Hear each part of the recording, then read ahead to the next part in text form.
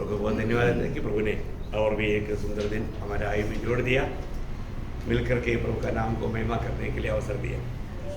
तो मानो हम लोग जितना जितना प्रभु के आगमन के निकट होता है, हमारे लिए प्रतिकूल बाधाएं बहुत ज़्यादा बढ़ेगा, इसमें कोई शक नहीं। लेकिन हमारा कर्तव्य है कि अपन एकदम प्रभु को थामा रहना है ना, हमें अपने आप को परखना है।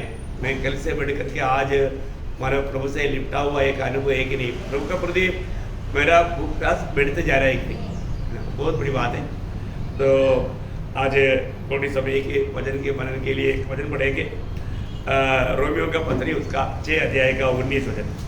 रोमियो 6 अध्याय का 19 वचन। मैं तुम्हारी शारीरिक दुर्बलता के कारण मनुष्य की रीति पर कहता हूँ, जैसे तुमने अपने अंगों को कुकर्म के लिए अशुद्धता और कुकर्म के दास करके सौंपा था, वैसे ही अब अपने अंगों को पवित्रता के लिए धर्म के दास करके सौंपो। तो दूसरा आपका कोई मराठी बाइबल में है, वो दास नहीं, एक्चुअली गुलाम, वो शब्द वहाँ पर आना ही चाहिए है। हाँ, तो पढ़ना।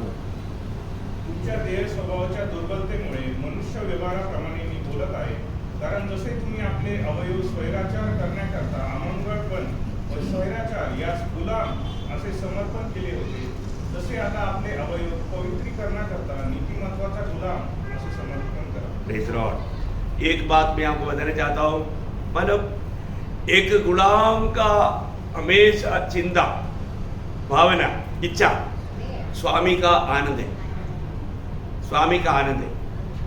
मैं प्रभु का गुलाम है तो मुझे हमेशा प्रभु को आनंदित करना है, प्रभु को आनंदित करना है। अभी हमारे जीवन में और आज बहुत लोग मैं प्रभु का गुलाम है ये बात का समझ नहीं रहता है ना। एक सही प्रकार एक मसीह जीवन बिताने के लिए, एक विजय जीवन बिताने के लिए मैं प्रभु का एक गुलाम है ये बात का समझ हमेशा रखना है। मैं प्रभु का गुलाम है, मेरी जीवन से मैं हमेशा मेरा स्वामी का दिल को आनंदित करूंगा ना। पर उसका मतलब ये जो विश्वास बढ़ा करके मिलने के लिए जब चेले लोगों ने प्रभु से एक बार विनती किया था, वो बात समझाने के लिए प्रभु ने वहाँ पर एक दृष्टांत भी बताया था। आपको याद होगा जब लूका का सुसमाचार 17 अध्याय उसका पहले 5 बजे पढ़ना। प्रेरितों ने प्रभु से कहा, हमारा विश्वास बढ़ा। हाँ, देखा।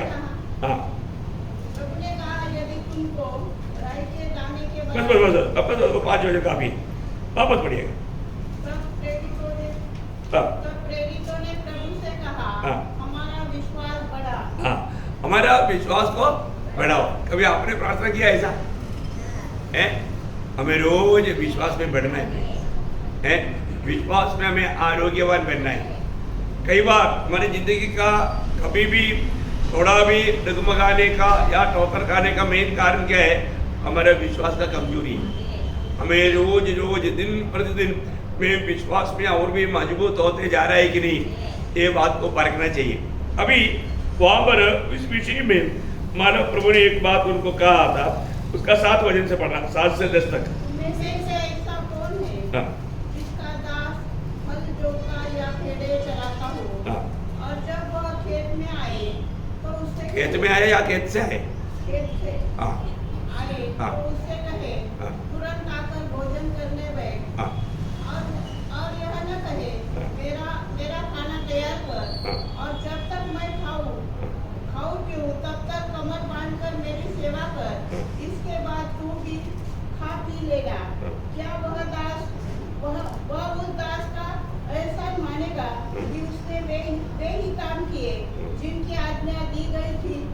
किसी रीति से तुम भी जब उन सब कामों को कर चुको जिसकी आज्ञा तुम्हें दी गई थी, तो कहो, हम निकट में दास है, जो हमें करना चाहिए था हमने केवल वही किया है। देखिए यहाँ पर प्रभु ने ये बात को भी उनको क्यों समझा रहा है।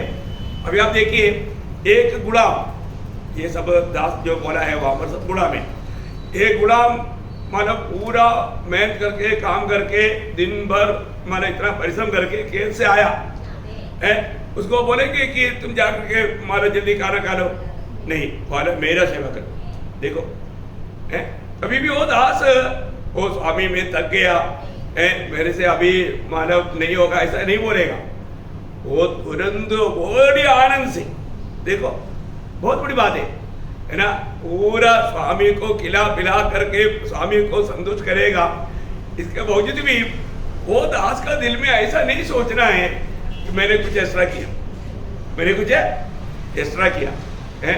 तो प्रभु का वचन इसलिए यीशु मसीह बोलता है कि तुमको पता है वो सारे बात जैसा कहा वैसा तूने किया, तो अभी भी अपने आप को क्या समझेगा, मैं एक निगम्मा दास है। प्रियो, कितना बड़ी बात है हमारे जीवन में। आज प्रभु ने हमें कहा हुआ हर एक बात हम उस सच्चा दिल से करता ही है। कई बार लोगों को क्या है, लोगों को ऐसा माना शो करता है कि हम तो प्रभु के लिए कुछ एक्स्ट्रा काम कर रहे हैं। हमको जो बताया उससे बढ़ करके हम प्रभु के लिए काम करके हम थक जाता है, तो भी प्रभु को हमारे ऊपर कोई मानव ये नहीं, ऐसा नहीं प्रियो है। हमारा भावना कैसे आज हमारे दिल की अवस्था कैसा है, प्रभु की उपस्थिति में हम कहाँ तक सच में एक नम्र होकर के जीवन बिता पाता है।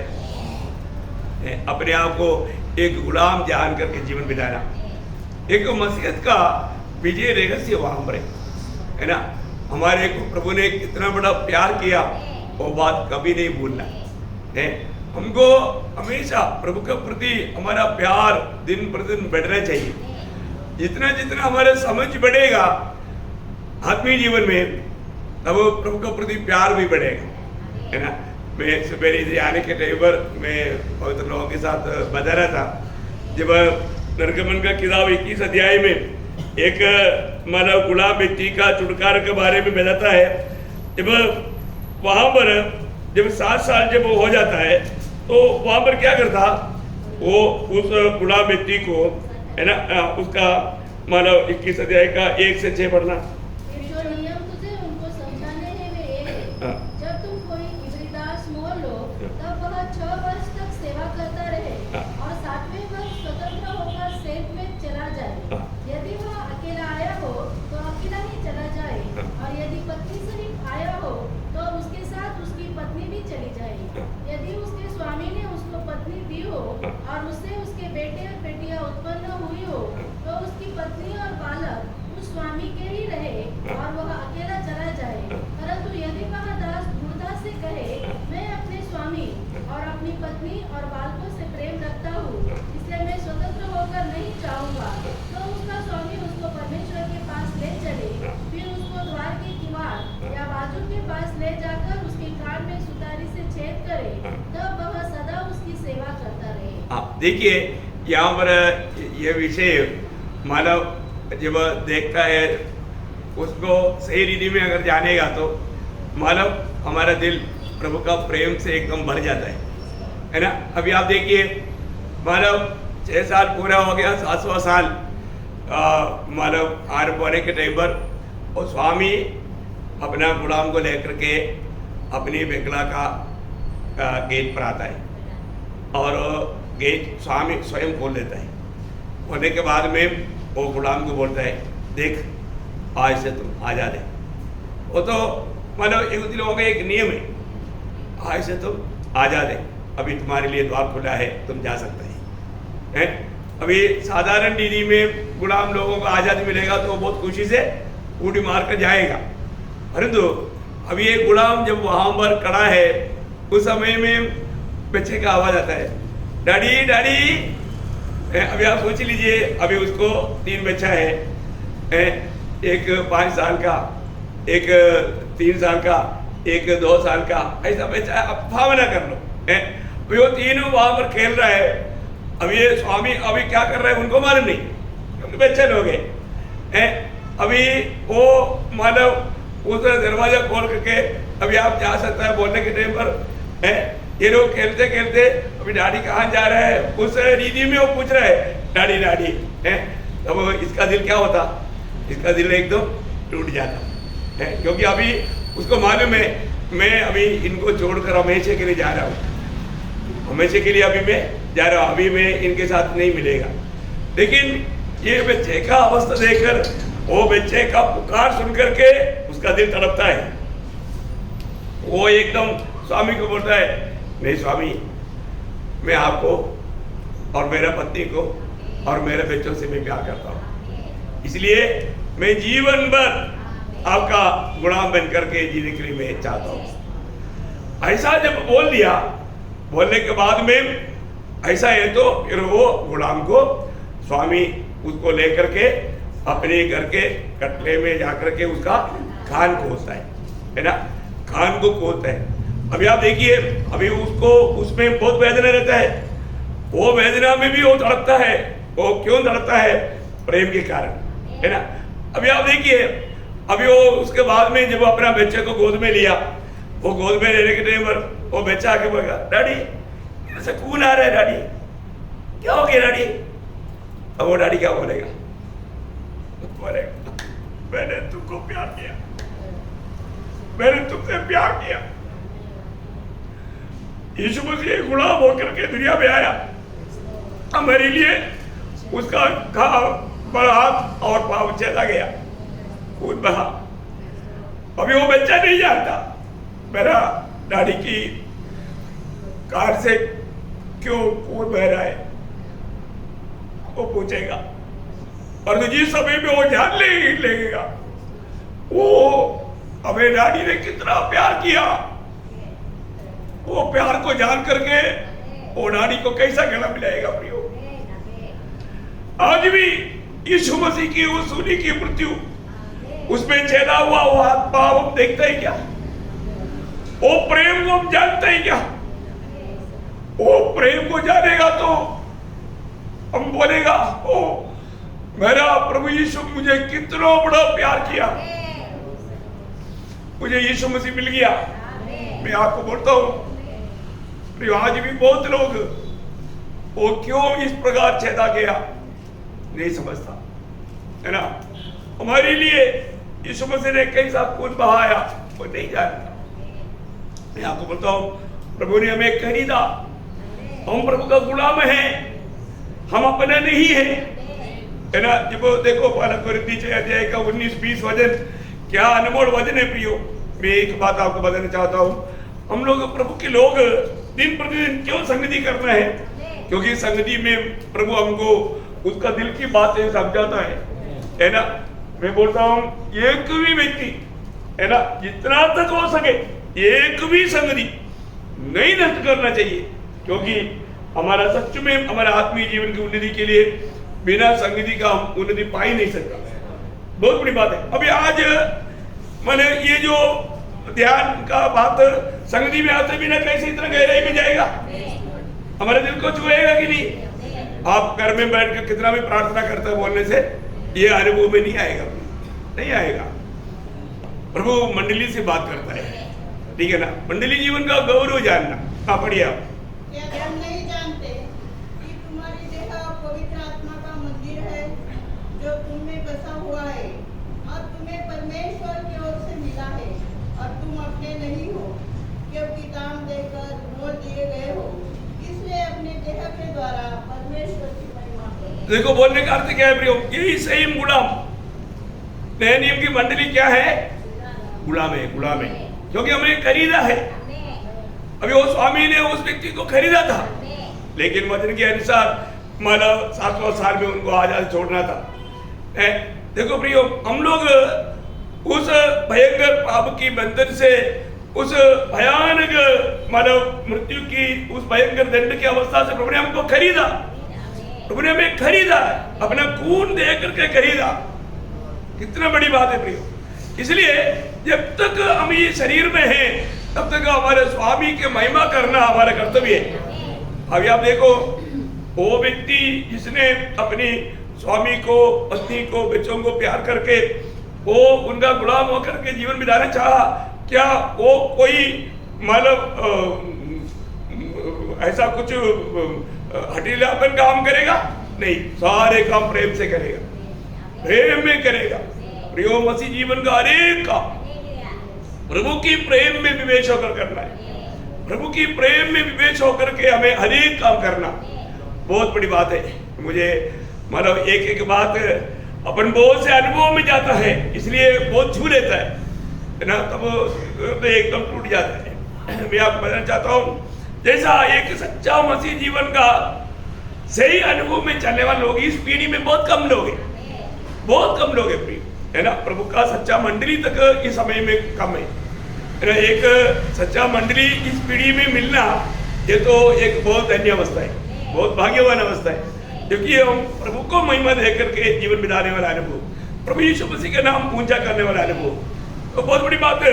अभी प्रेरित पौलुस यहाँ पर बोलता है, तुम लोग अपनी अनेक अंगों को प्रभु के लिए एक गुलाम रूप में अर्पण करो। आप देखिए, बोलेगा तो तुम प्रभु का गुलाम है ना। जब रोमियो 6 अध्याय का 19 वचन वापस मराठी में पढ़ेंगे,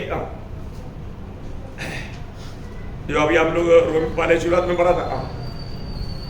तुमच्या देह स्वभावाच्या दुर्बलतेमुळे मनुष्य व्यवहाराप्रमाणे मी बोलत आहे, कारण जसे तुम्ही आपले अवयव स्वैराचार करण्याकरता अमंगळ व स्वैराचार यास गुलाम असे समर्पित केले होते। देखा, हमारा पहला जीवन हर प्रकार दुनियादारी में था, पाप में थे, हम उससे शैतान को खुश कर रहा था। पूर्ण रूप में हर एक काम, जीव से झूठ बोलना, दूसरे की निंदा करना, है ना, मतलब गालियां देना, ऐसा है, और आंखों से पाप देखते रहना, है ना, अपना मतलब मारपीट, जो भी गंदी का, वो सब उसके लिए हम लोग एक समय में ये अंग सब सौंपा हुआ था। उस समय में हम शैतान को खुश कर रहा था, लेकिन प्रभु का वचन कहता है अभी तुम्हें क्या करना, तसे आता आपले अवयव पवित्र करण्याकरता नीतिमत्वाला गुलाम असे समर्पण। देखा, मतलब अभी हमें कोई अवयव को प्रभु का महिमा के लिए, प्रभु का उस धर्म की काम करने के लिए, उस सच्चाई पर चलने के लिए हमें धर्म के हथियार के रूप में उसको समर्पण करना। एक अनेक लोग और आगे, मी पापाचे गुलाम होता, आप पाप का गुलाम था, आप पाप का गुलाम था, आप ना चाहने पर भी अब कई पापों का गुलाम था, तेव्हा नीतिमत्व व संबंधाने बंधन मुक्त होता। तर ज्या गोष्टींची तुम्हाला आता लाज वाटते, त्यापासून तुम्हाला त्यावेळेस काय फळ प्राप्त होत असे, त्याचा शेवट तर मरण आहे। देखिए, अभी यहाँ पर विषय क्या है कि अभी हमें अपने अंगों को धार्मिकता का गुलाम के रूप में समर्पण करना है, बहुत बड़ी बात है। अभी मतलब उसका फल क्या है, उसका 22 वचन, परंतु आता तुम्हाला पापापासून मुक्त केल्यावर तुम्ही देवाचे गुलाम झाल्यामुळे, देवाचा गुलाम झाल्यामुळे याचा परिणाम पवित्रकरण असे फळ तुम्हाला मिळत आहे, त्याचा शेवट तर सार्वकालिक जीवन आहे। देखा, तुम पवित्र बनते जाएगा और आनंद जीवन को भी प्राप्त करेगा। कितना बड़ी बात है प्रियो।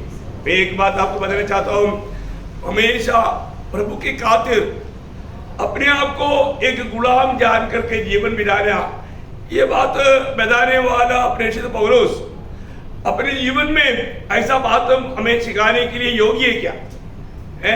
हाँ प्रियो, वो एकदम एक योग्य व्यक्ति है, क्योंकि वो इतना महान व्यक्ति था दुनिया के रीति में। उस समय की सबसे बड़ा उपदेष्टा, ज्ञानी, समझने वाला, गमालियल की पादस्थान में बैठ करके शिक्षण पा करके व्यवस्थाओं को बचपन से इतने अच्छी तरफ जान करके, मान करके एक अनन्य जीवन बिताया हुआ एक व्यक्ति है, एकदम एक सोनादार जीवन यहूदी लोगों के बीच में बिताया हुआ व्यक्ति है। परंतु जब वो प्रभु यीशु मसीह में आया, यीशु मसीह में आने के बाद में उसका अनुभव कैसे था प्रियो, एकदम एक अलग अनुभव था। प्रेरित पौलुस का अनुभव का एक छोटा सा भाग भी हमने प्रभु के लिए अनुभव कर पाया है कि नहीं, ये बात को जानना, जांचना बहुत अच्छी बात है। प्रेरित पौलुस का जीवन का अनुभव क्या है, एक छोटा विवरण आपको मालूम है। कुरिन्थ पत्री वाला बहुत मालूम शुरुआत में लिखा हुआ पत्र है, वो शुरुआत का समय में ही प्रभु के दास ने अनुभव करके गया हुआ बातें हम लोग दूसरा कुरिन्थी 11 अध्याय उसका 23 से 28 तक वचनों में जब पढ़ता है प्रियो, मैं आपको बोलना चाहता हूँ, वो कोई कथा कहानी नहीं प्रियो। एक व्यक्ति प्रभु यीशु मसीह का गुलाम बनने के बाद में यीशु मसीह की खातिर, सुसमाचार की खातिर, परमेश्वर की शरीर की उन्नति की खातिर, मंडली की खातिर सहा हुआ बातों का एक छोटा विवरण है। मैं आपको बताना चाहता हूँ, आप मैं तो वो पढ़ने के समय में मुझे इतना अचंभा लगता है कि प्रभु का दास ने कैसा अपने आप को ऐसा गुलाम बना करके ये सारा अनुभव में भी वो मगन रह पाया, है ना। जब दूसरा कुरिन्थी 11 अध्याय उसका 23 से 28 तक का वचन पढ़ेंगे। क्या वे ही मसीह के सेवक हैं? हाँ। मैं पागल के समान कहता हूँ, मैं उनसे बढ़कर हूँ। हाँ। अधिक परिश्रम करने में, हाँ। बार-बार कैद होने में। देखो अभी एक एक शब्द बहुत ध्यान से सुनना। वो इतना महान व्यक्ति है, आपको मालूम है सबसे आदर पाने वाला एक व्यक्ति था, परंतु यीशु मसीह में आने के बाद में, एक मसीह का गुलाम बनने के बाद में पौलुस का जीवन में आया हुआ अनुभव देखिए। कोई आदर नहीं कर रहा है, उसको मार रहा है, पीट रहा है, पथरवाह कर रहा है, लाठी से मार रहा है, जेल में बंद कर रहा है। अरे क्या गुनाह किया है? उन्होंने यीशु मसीह का गुलाम होकर के अपने आप को सौंपने के कारण उसके जीवन में आया हुआ अनुभव का एक छोटा लिस्ट है। आगे बढ़िए।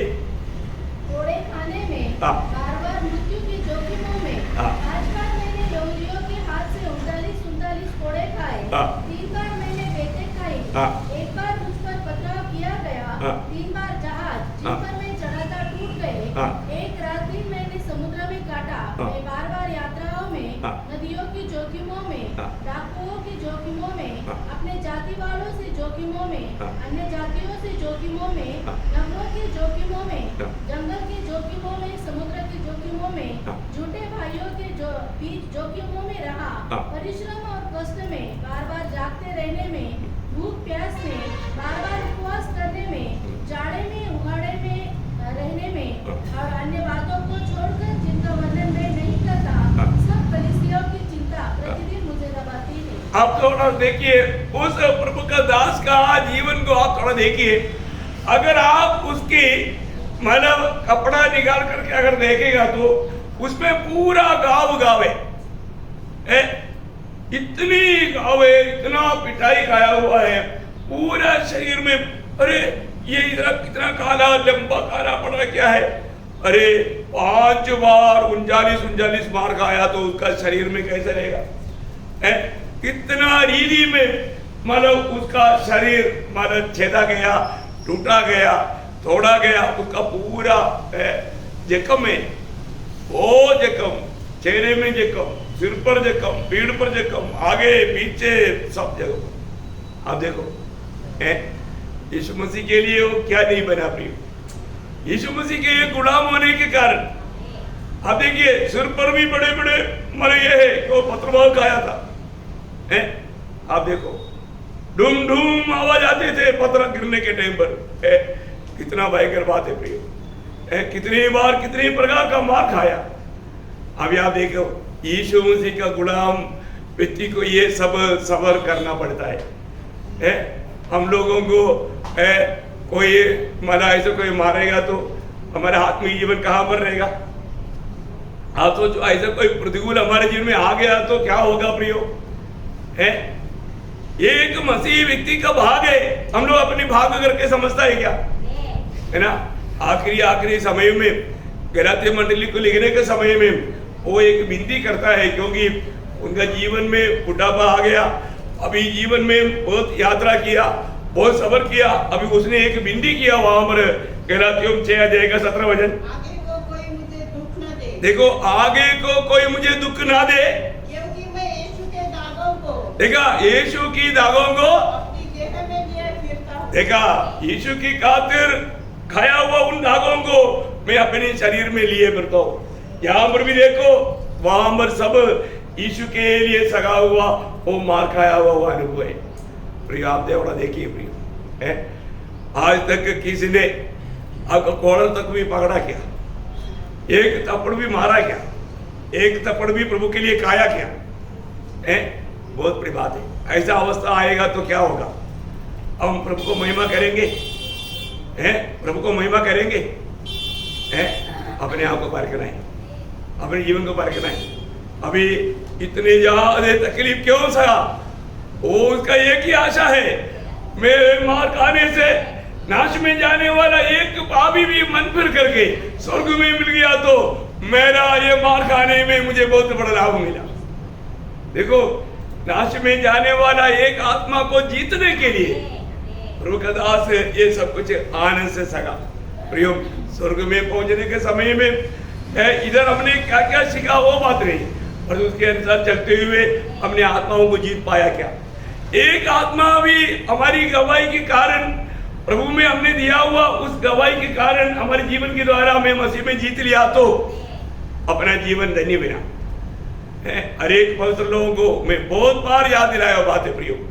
नाश में जाने वाले आत्माओं के बारे में अगर बोझ अगर हम नहीं लेता, उनके लिए अगर हम नहीं रोता तो आप मसीह पुकार को, यीशु मसीह में पाया हुआ बुलाहट को आपने तुच्छ जाना। आपके जीवन में वो बोझ कभी भी हटना नहीं प्रियो, वो दर्शन को कभी नष्ट नहीं करना है। प्रभु में हमको आत्माओं को जीतना है, प्रभु ने उसके लिए हमको रखा है। उसके लिए हमें कितना भी दाम चुकाना पड़े उसके लिए हमें तैयारी होना चाहिए, नहीं तो ये दौड़ सा व्यर्थ हो जाएगा ना। कितनी लोग आज प्रभु से दूर दूर जा रहे हैं प्रियो, वे लोग और आज झूठे लोगों से भरा हुआ मंडली, लोगों में सच में प्रभु का भय नहीं है ना, प्रभु का दिल की इच्छा जान करके उसकी राह पर चलने के लिए उत्साही नहीं। सब लोग कुछ और मतलब के लिए, फायदा के लिए, दुनिया की बातों के लिए प्रभु की उपस्थिति में आता है। सच में प्रभु का महिमा चाहते हुए प्रभु का नाम मेरे द्वारा ऊंचा किया जाए, ऐसा लक्ष्य में आने वाले लोगों की संख्या बहुत कम है। मैं आपको बताना चाहता हूँ, आज अगर आखिरी दिन रहेगा तो हमारा मसीह जीवन का दौड़ कैसे रहा करके हम क्या गवाही हम लोग दे पाएंगे। पौलुस फिलिपियों का पत्री 2 अध्याय का 16 वचन में कहता है, फिलिपियों 2:16 कि मसीह के दिन मुझे घमंड करने का कारण हो कि न मेरा दौड़ना और न मेरा परिश्रम करना व्यर्थ हुआ। प्रियो, मेरा दौड़ना, मेरा परिश्रम करना व्यर्थ नहीं हुआ करके गवाही देना चाहिए। अब देखिए क्या हमने सुसमाचार सुना करके एक आत्मा को भी जीत पाया है? ये बात को परखना प्रियो। हमारे जीवन में हमें प्रभु ने संभव कार्य दिवाने के लिए हमने कोई तकलीफ सहा क्या? लोग कष्ट सहने की बात आ गया तो उनका असलियत दिखाता है, उस समय में एकदम दांत पीछे लगता है, मासिर पलट कर दिखाता है, एकदम विरोध कर लेता है। एक बात मैं आपको बताना चाहता हूँ, प्रभु में आने के बाद में प्रभु के खातिर, सुसमाचार के खातिर तकलीफ सहने का दर्शन पाना जरूरी बात है। अगर ये दर्शन भी नष्ट हो गया तो आपका दौड़ में कुछ इनाम नहीं मिलेगा हमेशा। और ये बात हमारे लिए, ये सब प्रोग्राम प्रभु ने जो फिक्स किया है वो हमारा आनंद काल के लाभ के लिए, ये बात को थोड़ा समझना। अभी भी प्रभु में आने के बाद बहुत लोगों ने ये दर्शन नहीं पाया। हमें क्यों ये दुनिया की यात्रा में कष्ट सहना चाहिए, है ना? अधिकतर लोग कोई भी प्रकार का कुछ भी कष्ट नहीं चाहता, वो अपनी एक सुखदायक जीवन बिताते हुए प्रभु का भक्ति करना चाहता है। भक्ति नहीं प्रियो, ये सब धोखा का भावना है। आपका बुद्धि ज्ञान ने आपको धोखा दिया। मैं आपको बताना चाहता हूँ, एक सच्चा भक्त कैसे भी एक आत्मा जीतने के लिए चाहे तो कितना भी दिन उपवास करेगा, उसके लिए कितना भी कष्ट सहेगा, है बहुत कुछ करेगा, कितना भी हो, है विरोध कितना भी आने दो, तभी भी कुछ भी बात में, क्योंकि उनको प्रभु में दर्शन मिला। हमारे जीवन में आने वाला कष्ट हो, नुकसान हो, निंदा हो, बदनामी हो, यह सब हमारे लाभ के लिए है। इसका सही प्रकार का अगर दर्शन पाएगा तो प्रभु का लोग कोई भी अवस्था में निराश नहीं हो सकता, है ना? बहुत बातें हैं, मैं कुछ बात आपको बताना चाहूंगा। वही फिलिपियों का 2 कोरिन्थी 4 अध्याय का 17 वचन, 2 कोरिन्थी 4 का 17। क्योंकि हमारा पल भर का हल्का सा क्लेश हमारे लिए बहुत ही महत्वपूर्ण। देखिए, हमारा बहुत ध्यान से सुनना, सबको मिल गया ना? है देखियो, आप शुरू से पढ़ना। क्योंकि हमारा पल भर का हल्का सा क्लेश। देखा, पहली बात, हमारे ये जीवन पल भर का जीवन है, आनंद काल के जीवन के सामने कुछ भी नहीं प्रियो है। 60, 70, 80 साल या 100 साल कुछ नहीं प्रियो है। ये आनंद काल के सामने पल भर का है। आप देखो है, तो पल भर का हमारा हल्का सा क्लेश। कौन सा क्लेश? हल्का। अब ये कौन लिख रहा है? इतना कष्ट सगा हुआ प्रेषित पौलुस बोल रहा है। ये सारा कष्ट वो बोलता है कि हल्का है। अब देखो वो हल्का क्लेश है। अभी मतलब हम लोग बोलने में उसका उतना महत्व नहीं। इस प्रकार कष्ट सगा हुआ प्रेषित पौलुस बोल रहे हैं। आप देखो प्रिय, ये जो कष्ट हमारे जीवन में आता है वो पल भर का है और हल्का सा है। इसे लाभ क्या है? हमारे लिए बहुत ही महत्वपूर्ण और अनंत महिमा उत्पन्न करता जाता है। वाह वाह वाह वाह वाह है प्रियो, हमें आनंद महिमा उत्पन्न होता है। आनंद महिमा। हाँ देखिए, देखो एक सच्चा भक्त अगर प्रभु की खातिर कष्ट नहीं सका, वो महिमा को भी धारण नहीं करेगा। वो उसको मिलने वाला महिमा कैसे रहेगा? समझ में आया? आज के दिन कम से कम एक वक्त ये विषय को थोड़ा जानो। मेरे जीवन में मैं अपने आप को मसीह कहलाता है, विश्वासी कहलाता है, यीशु मसीह की चेला कहलाता है, परंतु मैं प्रभु के लिए कुछ कष्ट सहा क्या? मैं बोला ना, कोई किसी भी व्यक्ति को ना थोड़ा कुछ कष्ट का बात बोलता है तो वो बिगड़ जाता है। फिर वो उल्टा प्रभु के दास के खिलाफ में जो जो कर सकता है वो योजना बनाता है। अब देखो इस मंडली से जो भी गए ना, वो लोग थोड़ा सा कष्ट कुछ भी नहीं है, सुसमाचार की बात है, लेकिन उसको दूसरी प्रकार गिनती किया और योजना बनाया। देखो क्या भाई, देखो क्या बात है भाई। थोड़ा प्रभु में विश्वासियों की सोच करके बोला, लेकिन वो बात विश्वासियों की नहीं रहा। देखो थोड़ा भी कष्ट सहने की बात है ना, बिल्कुल प्रभु मतलब प्रभु का लोग कहलाने वाले लोग वो बात को स्वीकारने के लिए तैयार नहीं। प्रियो, आज भी हमें परखकर देखना है कि हमने मसीह के लिए क्या कष्ट सका है, क्या कष्ट सका। लोगों को संगति में आना बड़ा कष्ट है, उनको क्या कष्ट सका? मैं संगति में आया ना, बस वही उनका कष्ट है। देखो इधर आकर के आधा समय सोता रहा, वो कोई बात नहीं, लेकिन आया ना है, उसका कोई लाभ उड़ाया, कोई फायदा मिला, जीवन बदला? कुछ भी नहीं।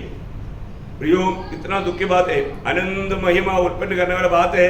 ये जीवन में हम थोड़ा समय, ये पल भर का हल्का सा क्लेश सकेगा तो हमें मिलने वाला बात है ना। जब रोमियो का पत्र है उसके 8 अध्याय उसका 17-18 वचन पढ़ना।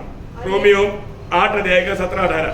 और यदि संतान है तो वारिस भी, वरन परमेश्वर के वारिस और मसीह के संगी वारिस है, कि जब हम उसके साथ दुख उठाए तो उसके साथ महिमा भी पाए। देखा, दुख उठाए। देखो भाई, एक बात आपको बताना चाहता हूँ, महिमा का बात कभी भी आया है तो उससे पहले दुख आया है। देखो अब ये वचन को आप कभी भी आप देखना बाइबल में, अगर आपको महिमा मिलने वाला बात है तो उससे पहले आपको दुख सहना है। अभी आप देखो, आज दुख सहने के लिए, कष्ट सहने के लिए, प्रभु के लिए निंदा सहने के लिए लोग तैयार है क्या? नहीं नहीं नहीं, प्लान बदल जाता है, पूरा पद्धति बदल जाता है। प्रियो, हमें इस दुनिया में रह करके प्रभु यीशु मसीह की खातिर दुख सहने के लिए, कष्ट सहने के लिए जो भी मौका मिलता है उसको मैं बोलता हूं नष्ट ना करो, क्योंकि बार बार ऐसा मौका नहीं मिलेगा। और प्रभु एक दुख दे रहा है, उसमें आप विश्वासी योग्य होकर के सहने के लिए तैयार नहीं है, दूसरा आपको ऐसा दुख प्रभु देगा ही नहीं, क्योंकि आप छोटा सा दुख में विश्वास योग्य नहीं, तो उससे बड़ा दुख आपको देगा तो फिर आप तो विश्वास में ही नहीं रहेगा। समझ में आया? समझ में आने से अच्छा बात है। इसको थोड़ा गहरे से और आगे बढ़ना। क्योंकि मैं समझता हूँ कि इस समय के दुख और क्लेश उस महिमा के सामने। देखा, इस समय का दुख और क्लेश, देखो प्रेषित पौलुस, मैं इसलिए पौलुस का कष्ट का बात विवरण थोड़ा पहले दिया। देखो इतना कष्ट सा हुआ, प्रभु का दास बोलता है ये समय की वो कष्ट और क्लेश उस महिमा के सामने जो हम पर प्रकट होने वाली है, कुछ भी नहीं है। देखा, ये कष्ट वाला कुछ भी नहीं प्रियो। अगर आप कुछ समझता है तो कुछ भी नहीं है। आप देखो कितना हमें प्रोत्साहन देने वाला बात है ना। अभी भी देखो, विश्वासियों में बहुत लोग अभी भी बिस्तरे में होगा, उनको सुबेरे उठ करके तैयार होकर के आने के लिए तकलीफ कष्ट ना पड़ता, हाँ उसको भी कष्ट समझता है, प्लान बनाया ना। इतना दुखदायक बात है प्रियो। वो लोग प्रभु के राज्य में मिलेगा क्या? नहीं प्रियो, विश्वासियों की नहीं है ना। देखो प्रभु के राज्य में कौन मिलेगा? विश्वासियों के लोग मिलेगा। प्रभु विश्वासघातियों को अपने साथ रखेगा नहीं, ये बाइबल क्लियर कहता है। अभी का ये जीवन प्रभु का वचन में आपको मालूम है, प्रकाशित वाक्य 2 अध्याय का 10 वचन कहता है मृत्यु तक। कब तक है? प्रभु में बुलाहट पाने के बाद में 2 हफ्ता नहीं, 2 महीने नहीं, 2 साल नहीं, मृत्यु तक तो विश्वासियों की रहना। उनके लिए जीवन का मुकुट है, उनके लिए जीवन का मुकुट का वायदा है। प्रियो, आज एक विश्वासियों की जीवन हम विधाता है क्या? आज प्रभु के दृष्टि में विश्वासियों की है क्या? क्योंकि 101:6 में लिखा है विश्वासियों के लोग मेरे साथ रहेगा। क्लियर प्रभु की व्यवस्था है। विश्वास 101:6 पढ़ना, क्योंकि वो पढ़ करके सुनना चाहिए।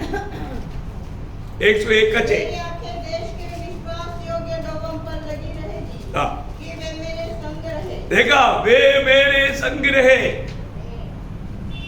आपको परखना भी, मेरे जीवन में मैं प्रभु के संग रहने लायक एक विश्वासियों की जीवन बिताता है क्या?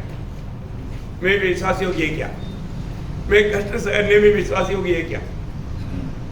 मुझे मिला हुआ नियुक्ति में मैं विश्वासियों की है क्या? क्या मैं विश्वासघाती है? आपका दिल, आपका विवेक गवाही देगा अपनी है। आज अपना आत्मीय जीवन को परखना अपनी है। हमको प्रभु ने इतना बड़ा अनुग्रह प्रभु ने हम पर दिया। इस कुटिल पीढ़ी के बीच में से प्रभु ने हमको बचाया, हमारा उद्धार किया है। प्रभु हमें आनंद जीवन दिया है, प्रभु का सत्य वचन दिया, अच्छा संगति दिया। लेकिन आज भी हमारा आत्मिक अवस्था कहाँ पर है? एक सच्चा रीति में मेरा आत्मिक उन्नति हो रहा है क्या? हम एक दूसरे के लिए प्रोत्साहन है क्या? या हम एक दूसरे की बुराई करते हुए हैं, दूसरे के सामने उनको गिरा रहे क्या? प्रभु का काम कर रहा है या हम शैतान, अभी भी वो शैतान का हाथ में इस्तेमाल हो रहा है? अपने आप को पार करने हर एक लोग है। आपको मैंने बोला हुआ शब्द अगर नहीं मिला तो थोड़ा हाथ खड़ा करना, मैं दोबारा 3 बार बोलूँगा। लेकिन आपस में बात करेगा तो आपको इधर जो बोल रहा है आप वो समझेगा नहीं। प्लीज लॉर्ड, मैं इसलिए मतलब जो पिछले अभी मैं बोला था वो शब्द आप मतलब एक बोला था प्रकाशित वाक्य रेवलेशन 2:10 है, मतलब दूसरा अभी मैंने आप लोगों को पढ़ाया था मतलब 101:6 नहीं समझा। हाँ, अगर आपको नहीं मिला ना आप पड़ोसी को मत पूछना, तुरंत आप थोड़ा सा इशारा देना, ऐसा हाथ खड़ा करेगा तो मेरे को समझेगा। क्योंकि क्या होता बीच में आप लोग बात करने के लिए आएगा तो मैं जो गहरा पॉइंट बोल रहा हूँ वो आपको समझेगा नहीं, इसलिए दूसरे को भी डिस्टर्ब होगा। दूसरा बोलेगा ये मुसीबत मेरे पास क्यों बैठा, ऐसे होता है। मतलब दिल में पाप करेगा। ऐसे भी पाप करने का मौका ना देने के लिए मैंने आपको कॉल कर बोला, आपको एक एक बात। मुझे मालूम है कि क्या होता है ना, मुझे किसी ने गवाही दिया था कि मैं उनके पास बैठने से मैं दूर हो गया, क्योंकि वो बार बार पूछते रहता, मेरे को वजह सुनने का मौका नहीं देता, इसलिए उनसे दूर जा करके बैठ गया।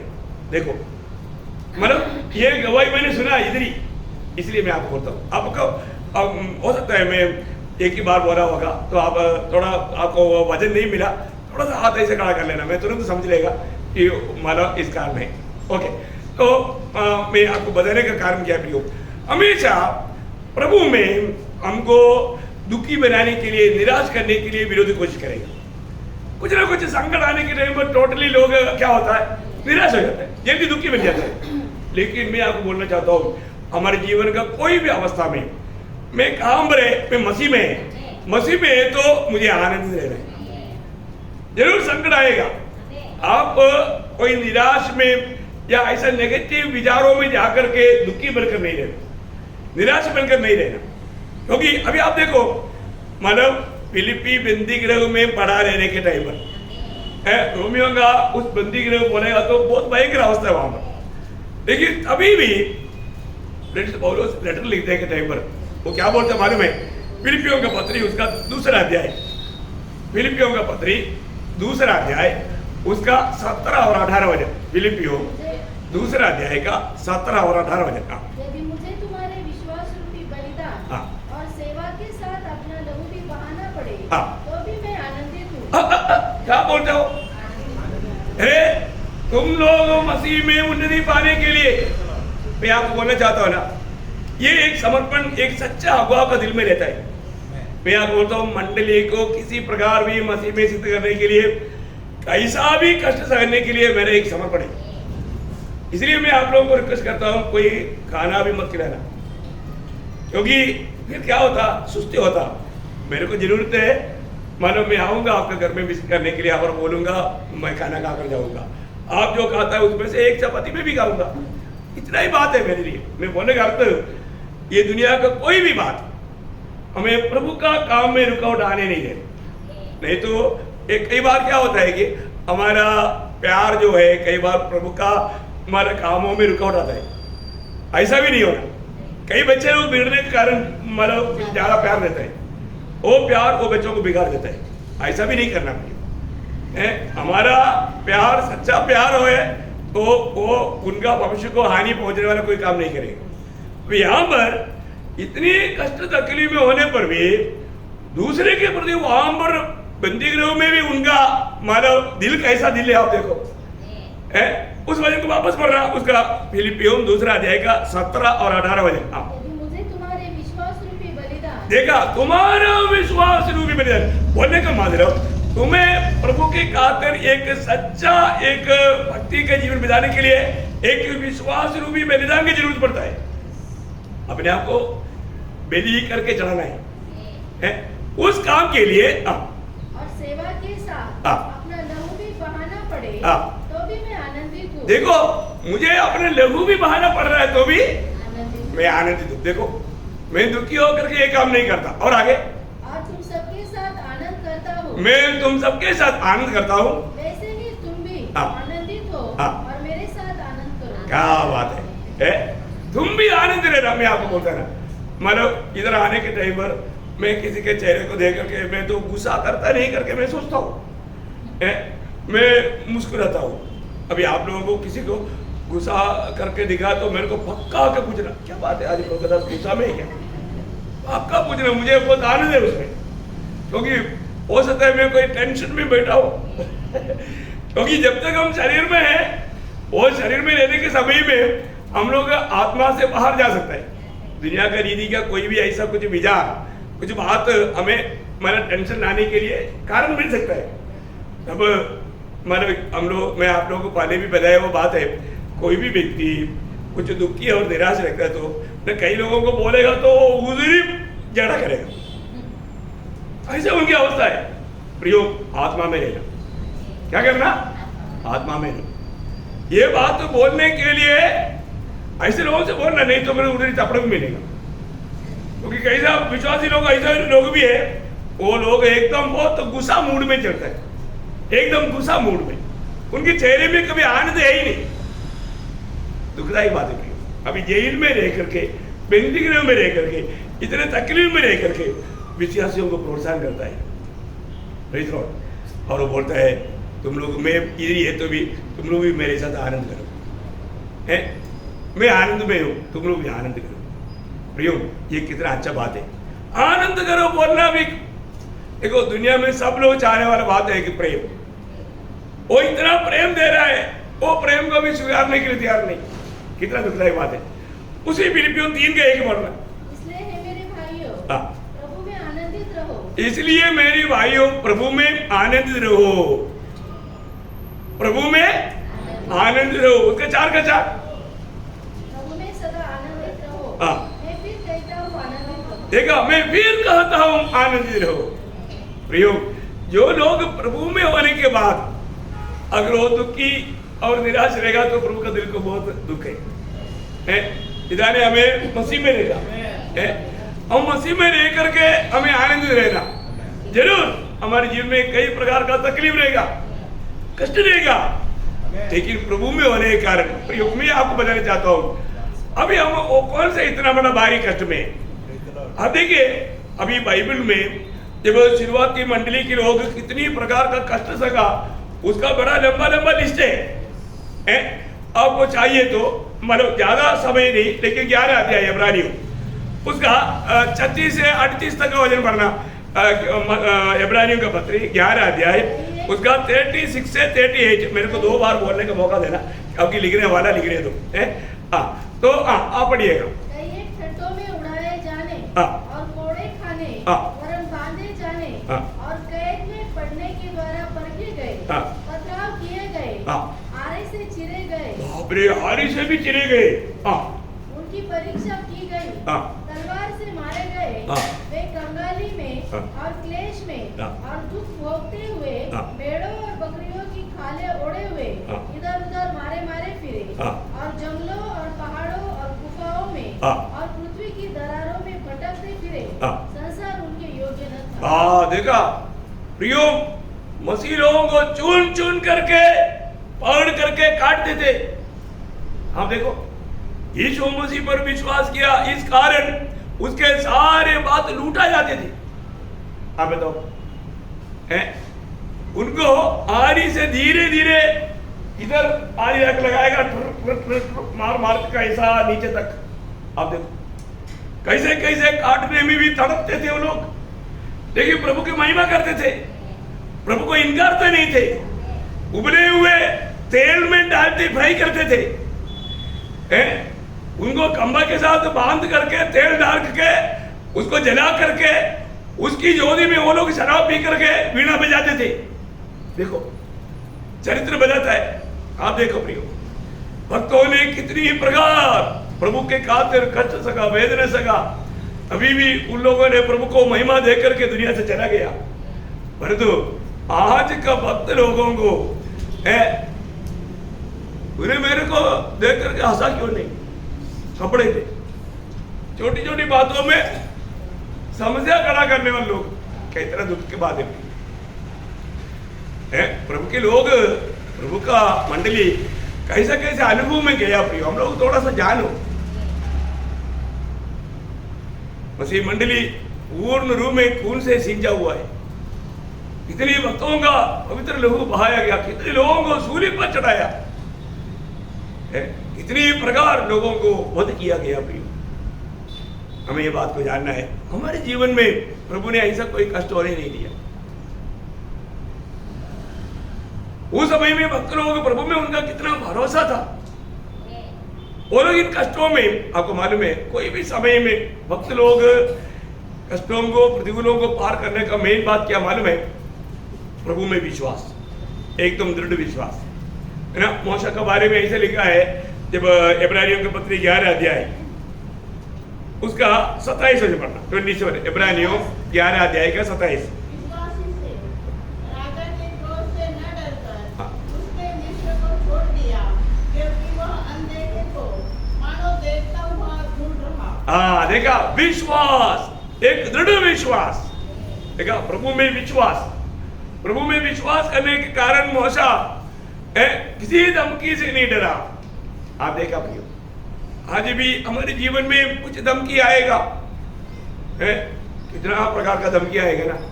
अब मुझे मालूम है, जब मैं विश्वास में आने के टाइम पर लोग आकर के मुझे बोलता था, देख तुम्हारा नौकरी जाएगा, तुम्हारा बहन लोग जो नंस लोग हैं उनको उधर से छोड़ देगा, तुझे घर से निकाल देगा, तुम्हारा बंधु लोग भगाएगा, तुम्हें चर्च से निकालेगा, तुम क्या सोच रहा है, तुम कुछ नहीं समझता, बुद्धू है।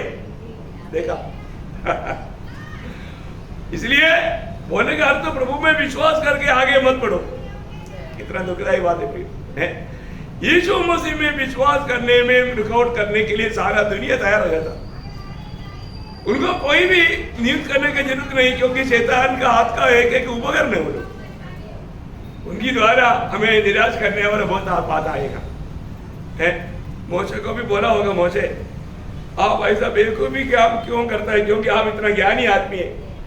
आप फरो का बेटी का पुत्र बन होकर के फरो बन करके मिस्रईम की सारे खुशियों को लेकर के आराम से जिंदगी बिता सकता है। ये गुलाम लोगों के साथ जाएगा तो क्या मिलेगा? ईट बना बना करके पेट भर कर खाना भी नहीं मिलेगा, तकलीफ सहना पड़ेगा। ऐसा चुनौती मत कर। कई लोगों ने कई उपदेश दिया होगा, परंतु प्रियो मूसा को बचपन में उसकी माँ से मिला हुआ वो बोध उसका दिल में बैठते गया। समय आया वो सही चुनौती किया, प्रभु में उसको विश्वास था। वो विश्वास के कारण उन्होंने कोई भी प्रकार का प्रतिकूल को बड़ा नहीं जाना। उनको ये मालूम था कि मेरा प्रभु इन सारे समस्या से बड़ा है। देखा, वो विश्वास है। हमारे जीवन में कोई भी प्रकार का प्रतिकूल आएगा तो हमको क्या समझना चाहिए? प्रभु ने मुझे वचन दिया है, मुझे वायदा दिया है ना। पहला कोरिन्थी 10:13 वचन में आपको मालूम है, हमारा सहने से बाहर कोई भी परीक्षा प्रभु नहीं आने देगा। वहां पर लिखा है प्रभु विश्वास योग्य है। थोड़ा पढ़ना उसको। पहला कोरिन्थी 10:13 वचन। हाँ,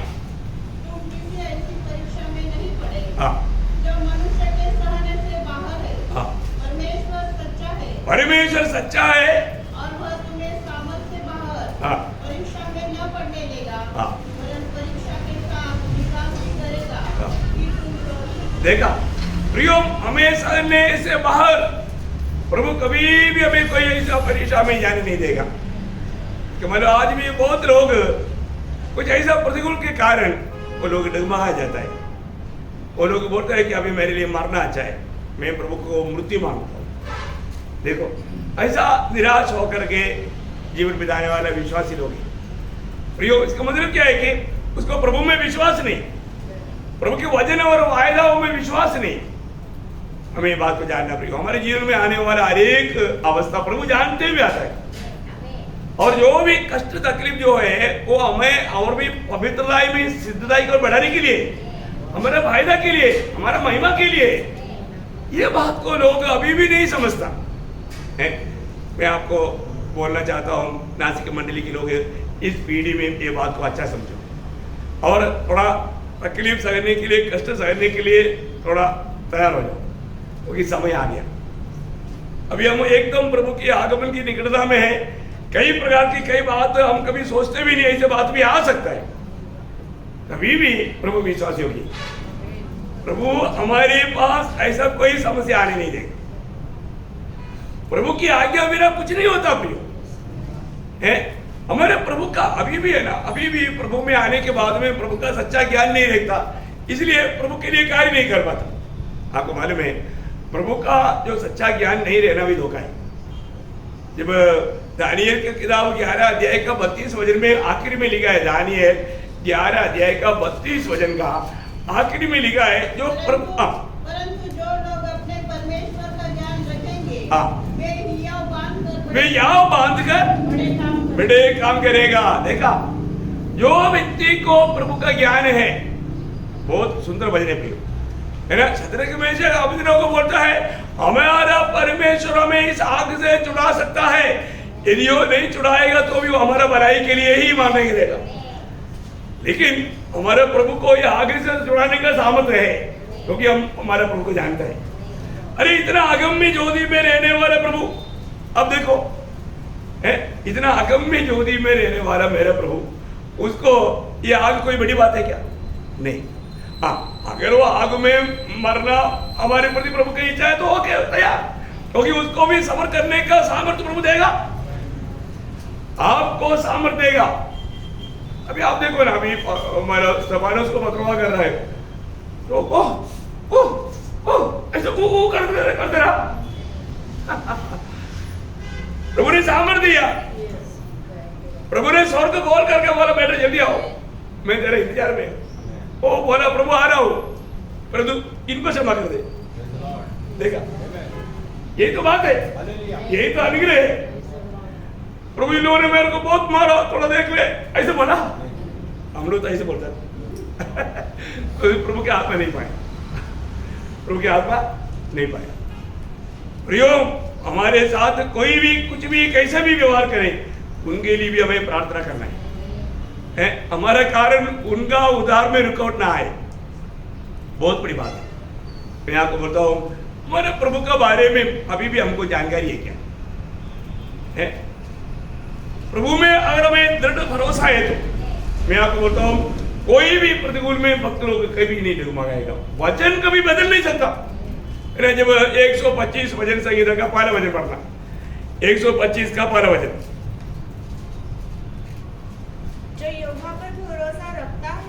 रहे हैं हाँ। वे सिय्योन पर्वत के समान है वो सिय्योन पर्वत के समान है, जो टलने का नहीं टहलने के नहीं। वरन सदा बना रहता है। देखिए बोलने का अर्थ क्या है, उसके साथ 112 का साथ भी पढ़िएगा, दोनों वजन मिलकर के पढ़ेगा तो और भी थोड़ा गहराई में आप समझेगा। तो भजन संगीता 112 का साथ। वह बुरे समाचार से नहीं डरता, हाँ। उनका हृदय यहोवा पर भरोसा रखने से हाँ। स्थिर रहता है। हाँ देखा प्रियो, कोई भी बात से भक्त कभी डरता नहीं है। आज हमारे जीवन में मानो, आज हमारे जीवन का अवस्था क्या है?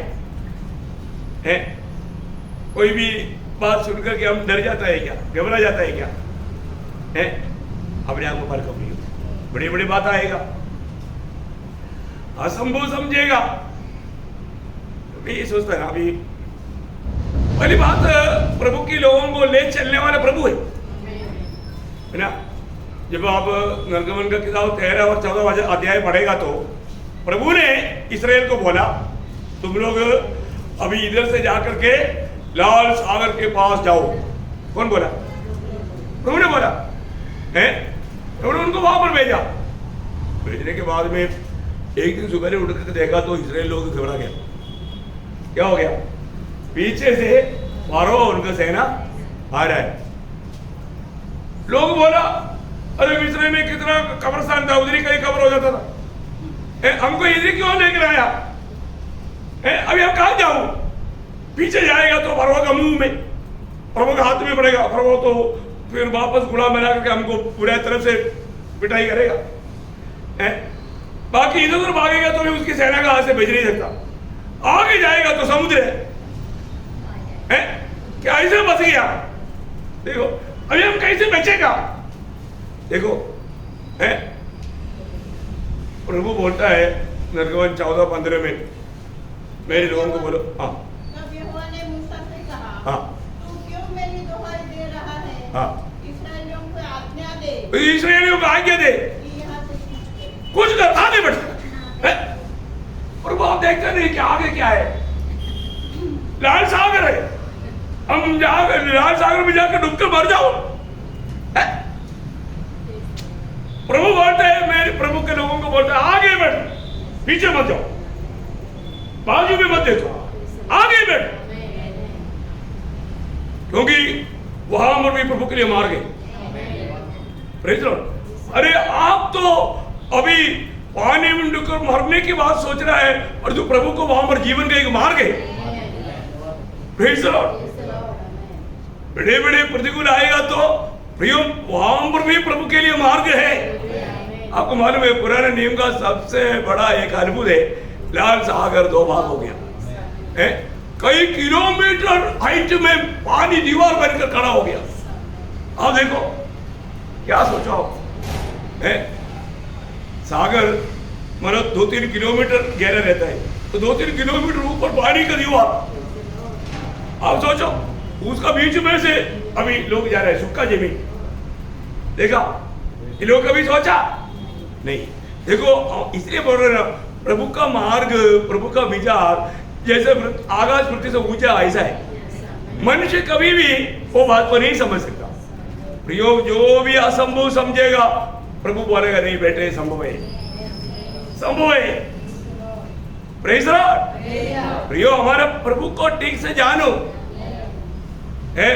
हमारे जीवन में आने वाला कोई भी प्रतिकूल हमको डुबा करके नष्ट करने के लिए नहीं, उस प्रतिकूल में हमारे प्रभु कितना महान है करके हमको सिखाने के लिए, हमको वो समझ देने के लिए। प्रतिकूल नहीं आएगा तो अभी आप सोचो, लाजर मर गया, खबर मिल गया यीशु मसीह को, कब? बीमार है करके, मरने के टाइम पर नहीं, लाजर बीमार है करके। प्रभु तुरंत भाग करके नहीं गया है।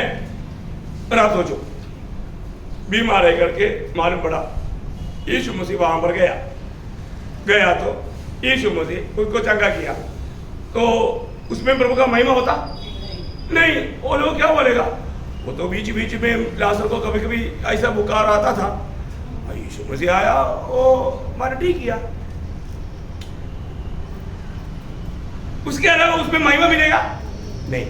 परंतु अभी लाजर का बीमारी बढ़ करके वो मर गया, कवर भी कर दिया, तब आ रहा है यीशु मसीह है, तभी आया यीशु मसीह, क्योंकि यीशु मसीह का टाइम महाप्रभु है, क्योंकि यीशु मसीह जो भी काम करता है उसका महिमा के लिए करता है, नहीं तो उसका महिमा लोग लूटेगा।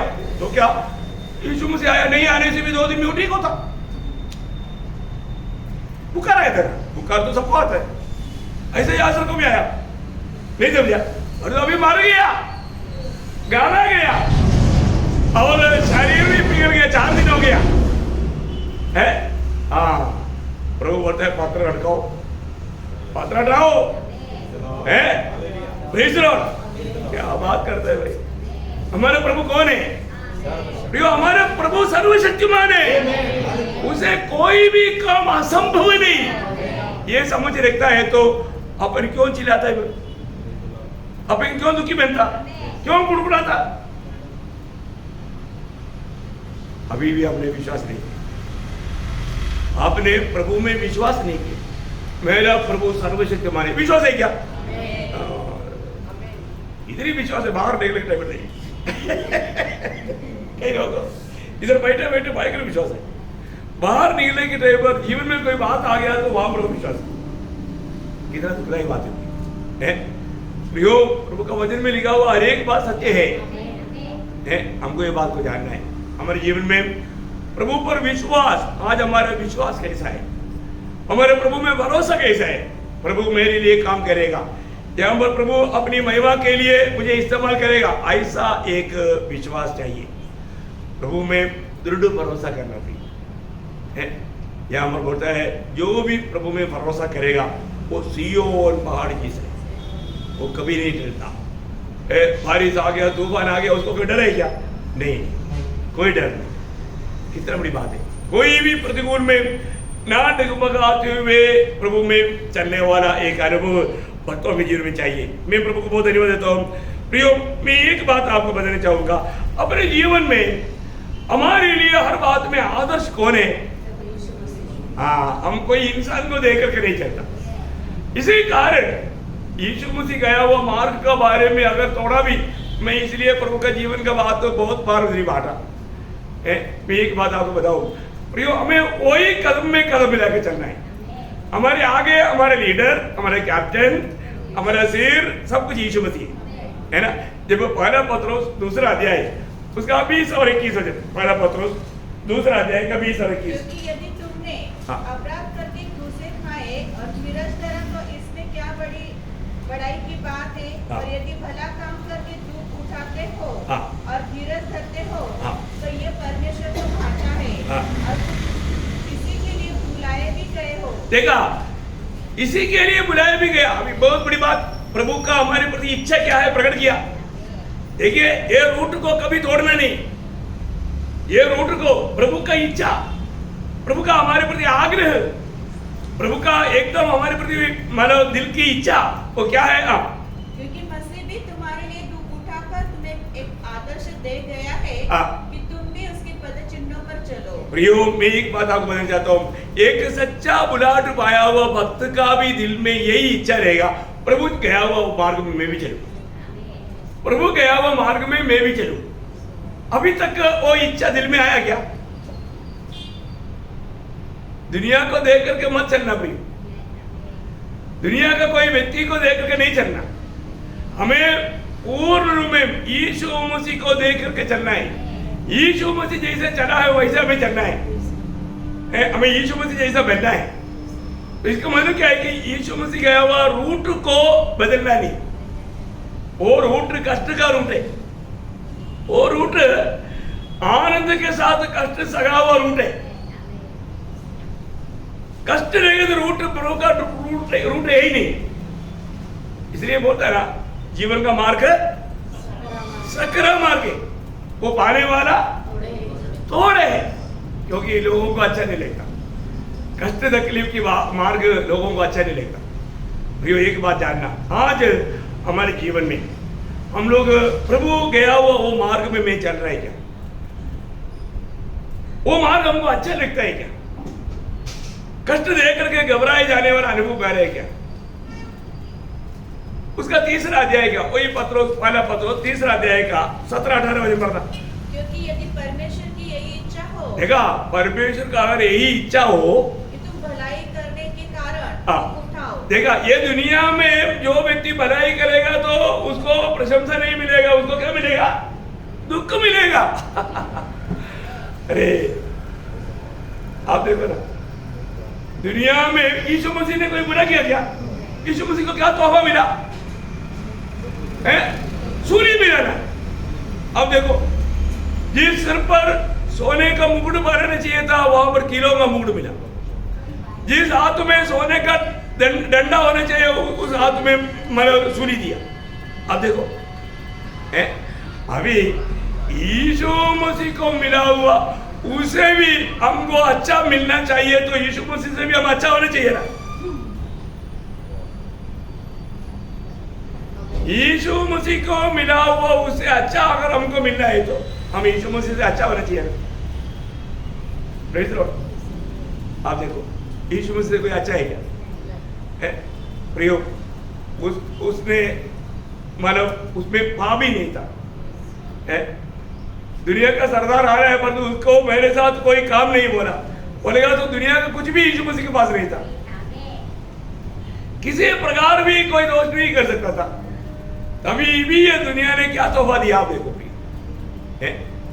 आज हमारे जीवन में हम लोग अगर इस मार्ग को दिल से नहीं चाहेगा तो प्रभु आपको वो मार्ग में चलने भी नहीं दे। चुनौती आज थोड़ा लोग है, लेकिन मैं आपको बोलता हूं आज एक चुनौती है। आप प्रभु के मार्ग पर चलने के लिए तैयार है क्या? है देखो, मैंने सुना है चाइना में और एक व्यक्ति जब वो प्रभु के लिए जीने के लिए और मतलब बपतिस्मा लेने के लिए जब तैयार हो जाता है, वो व्यक्ति को पूछता है कि आप प्रभु के लिए मरने के लिए तैयार है क्या? प्रभु के लिए मरने के लिए तैयार नहीं है तो वो व्यक्ति को बपतिस्मा नहीं देता। क्योंकि वहां पर बपतिस्मा लेने का अर्थ उसको प्रभु के खातिर मरना पड़ेगा। इसलिए मैं भी आपको ये पूछता हूँ, प्रभु के लिए मरने के लिए तैयार है क्या? जो व्यक्ति प्रभु के लिए मरने के लिए तैयार है तो प्रभु के लिए कुछ भी आएगा तो सहेगा। बहुत बड़ी बात है ना। मतलब लोगों को हमारे जीवन में है ना, अगर ये तैयारी नहीं है तो कुछ भी प्रतिकूल में हम लोग डगमगा जा सकता है।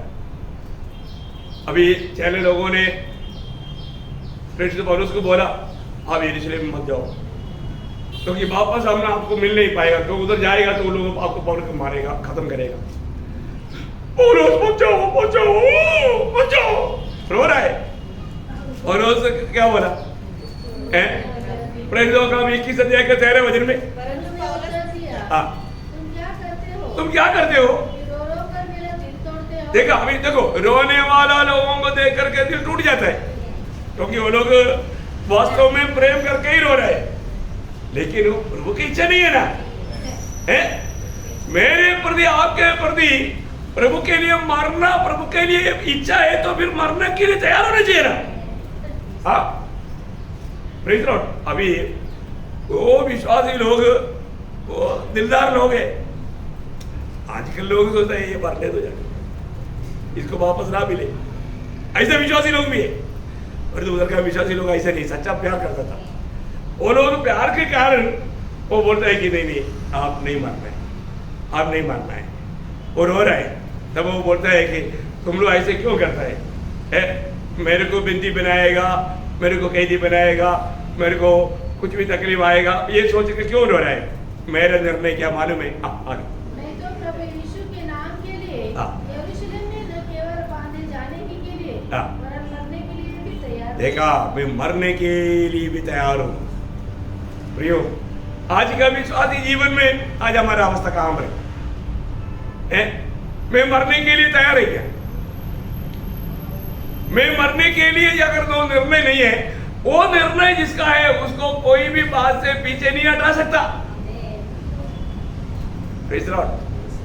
प्रभु के खातिर हमें कितना भी कैसा भी कष्ट आएगा तो प्रियो, वो बात एक ऐसा जिसने निर्णय लिया है तो उसको पीछे नहीं हटा सकता।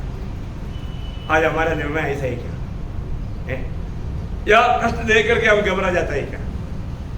प्रतिकूल को देख करके हम डर जाता है क्या? यह भी फर्क नहीं है। यहाँ पर पत्रोस एकदम, अभी आपको मालूम है पत्रोस ने प्रभु को इनकारा हुआ व्यक्ति है, लेकिन जब प्रभु की आत्मा का सामर्थ पाने के बाद में जब वो प्रभु के लिए जीवन बिताया, तब पत्रोस का अंत कैसे था आपको मालूम है, चरित्र बताता है, बाइबल में नहीं है कि उसको मृत्यु, कैसा मृत्यु चाहिए करके पूछा तो उन्होंने बोला सूर्य की मृत्यु है ना, मेरे को उल्टा टांग देना, ताकि मैं मेरा गुरु के समान मैं मरने का योग्य नहीं, मैं उसके पापों को चुंबन देते हुए मैं मर जाऊं।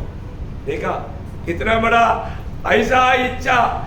अब देखो प्रियो, ऐसा हिम्मत कहाँ से मिला? प्रभु का प्यार, प्रभु के लिए मरने की तैयारी, बहुत बड़ी बात है। वही पत्रोस, पहला पत्रोस 4 अध्याय, उसका 12 से 19 तक का वजन बहुत ध्यान से पढ़ना चाहिए। एक्चुअली बहुत बड़ी बड़ी बातें हैं। आप पढ़िए। हाँ, जो दुख रूपी अग्नि तुम्हारे परखने के लिए हाँ, तुम्हें भड़की है, हाँ, इससे यह समझकर अचंभा न करो हाँ। कि कोई अनोखी बात तुम पर बीत रही है। देखिए, मेरे और आपकी जीवन में कोई भी बात बीतेगा प्रियो, ये प्रभु की योजना से बीतेगा। प्रभु की पद्धति है हमारे प्रति, ये कभी नहीं भूलना प्रियो है। हम प्रभु का दृष्टि में बहुत मूल्यवान है। हमारे जीवन में जो भी बात में गुजरना पड़ेगा, उन सारे बातों के पीछे प्रभु का योजना है। अचानक ऐसे कोई बात आ गया तो भी आप डरो मत, आपके लिए अचानक है, परंतु प्रभु का पद्धति में, प्रभु की पद्धति के अनुसार है। प्रभु आपको और भी अपनी निकट लाने के लिए, अभी आपको मालूम है कई लोग कभी कभी क्या होता, थोड़ा कुछ मतलब आसानी से चलने वाला बात आता है तो प्रभु को भूल जाता है, बाइबल पढ़ना भूल जाता है, संगति में जाने का गौरव नष्ट हो जाता है, प्रार्थना जीवन नष्ट हो जाता है। तब प्रभु क्या करता है? एक छड़ी मारता है। ओ छड़ी आने के टाइम पर याद आता है, अरे घुटना टूट गया, अभी तो प्रार्थना ही है, अभी ज्यादा प्रार्थना करेगी। देखा, अभी पहले से वो प्रार्थना नष्ट हो गया, वजन बढ़ना नष्ट हो गया, इसलिए एक पाँव तोड़ दिया। देखो, दोनों इकट्ठा नहीं तोड़ा।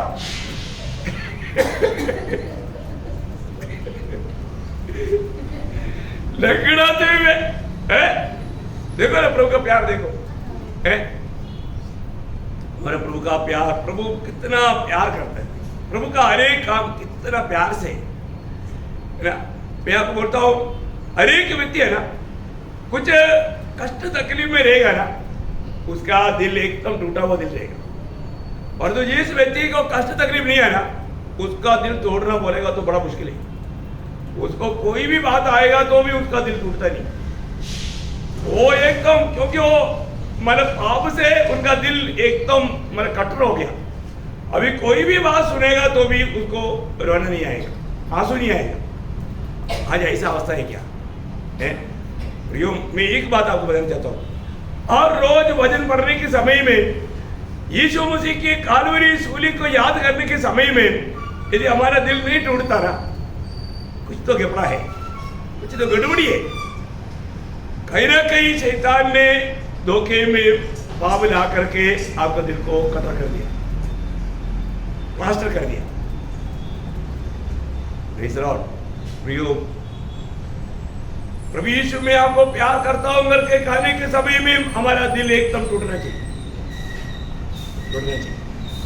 अभी आगे बढ़ना। और जैसे जैसे मसीह के दुखों में सहभागी होते हो, आनंद करो। देखो, यीशु मसीह के दुखों में सहभागी होने के कारण प्रभु का वचन कहता है, आनंद करो, शोक मत करो, शोक मत करो। अरे तो आज हम बहुत विश्वासियों के जीवन में हम देखता है, यीशु मसीह में होने के कारण लोग कोई निंदा करता है, कोई बदनाम करता है, कोई धोखा देता है। ये अवस्था में लोग दिल को कठोर करता है, आनंद नहीं करता। अरे इतना प्रभु के आत्मा पाया हुआ लोग कैसे, क्या ऐसा होता है? प्रियो, प्रभु का वचन कहता है, ऐसे समय में आनंद करो, आनंद करो। प्रियो, ये वचन सब हमारा प्रायोगिक जीवन में लाने वाला बात है। ऐसी अवस्था प्रभु चाहता है? हम लोग नया नियम का लोग, मंडली के लोग यीशु मसीह की स्वभाव में बढ़ने के लिए प्रभु ऐसा कुछ प्रतिकूलों का अनुमति देगा, तभी भी हमें आनंदित रहना प्रिय, आनंदित रहना। और आगे जिससे उसकी महिमा के प्रकट होते समय ये क्यों ये कष्ट का अनुमति दिया? जब भविष्य में जब प्रभु महिमा में प्रकट होगा तो तुम भी आनंदित और प्रबल हो। उस समय भी बोलेगा, अरे प्रभु अच्छा हो गया मेरे को आपने कष्ट दिया, क्योंकि मेरे को किंडल के हिसाब से महिमा मिला। Praise the Lord. देखो, क्योंकि ये कष्ट सब हमारे महिमा में बदल जाएगा है? कोई भी प्रकार का कष्ट आता है तो दूसरे लोगों के ऊपर हम दोष लगाएगा तो वो महिमा चला जाएगा। कष्ट भी सका, प्रतिफल भी नष्ट होगा। बात समझा? कई बार कई लोगों के जीवन में प्रयोग, उन लोगों ने मतलब प्रभु के खातिर कष्ट वाला सका, परंतु उसको महिमा नहीं मिला। क्यों? कष्ट सहने के बाद में भी उनको महिमा क्यों नहीं मिला? क्योंकि उन्होंने कुड़कुड़ाया, उन्होंने प्रभु का प्रेम में नहीं किया, उन्होंने उस सबर में मतलब अभी कई बार बोलते ना उसकी, जैसे अभी मतलब आदम को पूछा तो बोला हवा का कारण, ऐसा कई बार क्या बोलेगा, ओ तो प्रभु के दास के कारण है, प्रभु के दास के कारण है मैं नहीं आया। अपन दूसरे के ऊपर अंगुली उड़ा करके दोष लगाते हैं और जो अपना गलती कभी कबूल नहीं करेगा उसको महिमा नहीं मिलेगा। वो महिमा भी किसको मिलेगा? प्रभु दास को मिलेगा। ओ मैं तो प्रभु को बहुत धन्यवाद। तो प्रभु ने ऐसा एक समझ नहीं दिया, सच्चाई बोलो, सच्चाई सिखाओ। हमने तो बिल्कुल कसम खाया भाई, आखिर कोई भी साथ नहीं दिया तो भी बोलेगा सच्चाई, सिखाएगा सच्चाई। मानो अपने को कोई आगे पीछे देख कर नहीं, मैं आपको बोलता हूँ, मुझे कोई संगठन को कुछ करने की बात नहीं, कोई नेता को कुछ करने का नहीं, मेरा एक ही नेता यीशु मसीह। यीशु मसीह को हमेशा निरंतर आगे लेकर के जीवन बिताता हूँ। तो इसलिए सबसे बड़ी बात है, ये बात तो बहुत मैं आपको बोलना चाहता हूँ, कोई भी नहीं सिखाएगा वो बात भी हम सिखाएगा, चाहे लोग उस बात को माने ना माने। कई बार लोग बोलता है नहीं ये बात तो मानने के लिए आप मत मानो, आपके लिए आपका राह है, आपके जैसा मानने वाले लोग मिलेगा बहुत, ऐसा भी क्रिस्ती झुंड मिलेगा, आप उधरिए, आपके लिए उधरिए, परंतु प्रभु के मंडली में उनके लिए कोई स्थान नहीं। ये बात है, हमें एक पक्का निर्णय लेना है, यीशु मसीह गया वो मार्ग में मुझे भी जाना है, यीशु मसीह ने जो बजाए हुआ बातों में मुझे बना रहना है, उसके लिए कितना भी दाम चुकाना पड़े तो भी मैं आनंद से चुकाऊंगा, क्योंकि मुझे यीशु मसीह के जैसा बनने के लिए प्रभु ने बुलाया है। तो वो महिमा अभी हम लोगों को वो महिमा को अगर प्राप्त करना है तो देखो, इंसान का नाम में और परमेश्वर की बातों में बहुत अंतर है, इसलिए हमें प्रभु की आलोचना पाना है। और आगे बढ़ना, फिर यदि मसीह के नाम के लिए तुम्हारी निंदा की जाती है तो तुम धन्य हो। देखा, धन्य कौन है? धन्य वो मानो जिसके पास गाड़ी घोड़ा है, बंगला है, वो धन्य है दुनिया की दृष्टि में। और जो प्रभु की दृष्टि में वो व्यक्ति धन्य है जो यीशु मसीह की खातिर सच्चाई में चलते हुए प्रभु के लिए निंदा सह रहा है, कष्ट सह रहा है, वेदना भी सह रहा है, वो धन्य है। Praise the Lord. कितना भाग्यवान अवस्था है प्रियो। मैं एक बात आपको बताना चाहता हूँ प्रियो, हम प्रभु में चलते हुए, सच्चाई में चलते हुए है ना, लोग कुछ भी बोले हैं, बोलेगा, लोग बोलेगा झूठा उपदेश है, गलत डॉक्ट्रिन है, उनको डॉक्ट्रिन के बारे में क्या मालूम है? ये डॉक्ट्रिन बोलने वाले लोगों को मेरे को इतना ही लगता है कि वो कहां से डॉक्ट्रिन सीख करके आया। प्रभु का सारा वजन डॉक्ट्रिन है भैया, सारी बात मेरे उपदेश है, लेकिन वो बात को छोड़ करके अपना फायदा का बात को लेकर के चलते रहेगा तो क्या फायदा। तो सबसे बड़ी बात है हमारे जीवन में हमें सच्चाई को ठीक से पहचानना, प्रभु की सेवा के कारण। अभी आपको मालूम है यीशु मसीह की गवाही और वचन को ठीक से पकड़ा रहेगा तो पत्मोस का अनुभव आएगा, कभी कभी अकेलापन का अनुभव आएगा है, यूहन्ना को पतमोस टापू में बिक्री के लिए भेजा क्या? बिक्री के लिए भेजा? बिक्री सेंटर है क्या? नहीं।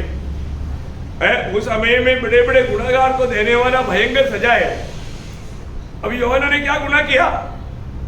प्रकाशित वाक्य 12 अध्याय के 10 वचन, इसको छोड़ना नहीं है, वापस आएगा। हाँ, ये प्रभु के दिन आत्मा में आ गया हाँ, और अपने अरे मैं यूहन्ना, वो कौन सा नहीं हुआ? अब तो फिर आगे पीछे अभी यूहन्ना का अनुभव पढ़ो बोला तो ठीक है। हाँ, मैं यूहन्ना जो तुम्हारा भाई हाँ। और यीशु की क्लेश हाँ। और राज्य और धीरज में तुम्हारा सहभागी हूँ। देखा आपको मिला प्रकाशित वाक्य 12 अध्याय का 9 वचन है। देखिए मैं अभी पतमोस टापू में क्यों हूं? मैं तुम्हारा भाई यूहन्ना, मैं पतमोस टापू में क्यों हूं? किस लिए आया? क्या कारण है? वापस पढ़ो। मैं यूहन्ना जो तुम्हारा भाई और देखा यूहन्ना मैं तुम्हारा भाई है। वो अपने आप को ये नहीं बोलता मैं पास्टर है, मैं रेवरेंड है, मैं बिशप है। नहीं नहीं, मैं तुम्हारा भाई। यीशु मसीह ने बोला तुम लोग सब लोग भाई है। देखा उस समय में और कोई भी प्रेरित जीवित नहीं, एक ही यूहन्ना जीवित है, तभी भी वो घमंड नहीं करता। वो बोलता है मैं तुम्हारा भाई। देखो प्रियो कितना अनोखा बात है ना। आज वो नम्र भावना लोगों में नहीं, मैं तुम्हारा भाई यूहन्ना।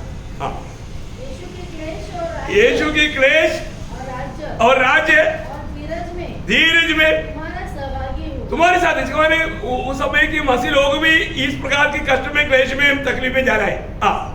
परमेश्वर के वचन प्रभु का वचन और यीशु की गवाही के कारण यीशु की गवाही के कारण। पतमोस नामक टापू देखा प्रभु की वचन और यीशु मसीह की गवाही। प्रभु के वचन को थामा रहेगा, उस वचन में बना रह करके यीशु मसीह का गवाही देगा, उसको मिलेगा सेंट्रल जेल। क्या मिलेगा?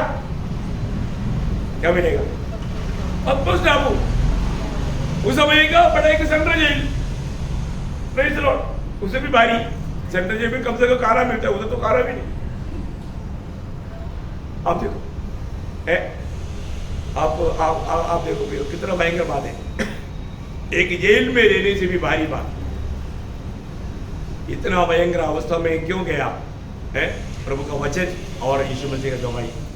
हमारे जीवन में मसीह के खातिर जब हम कष्टों में गुजरता है प्रियो, ये सब हमारे लिए आनंददा में बड़ा लाभ मिलने वाला बात है।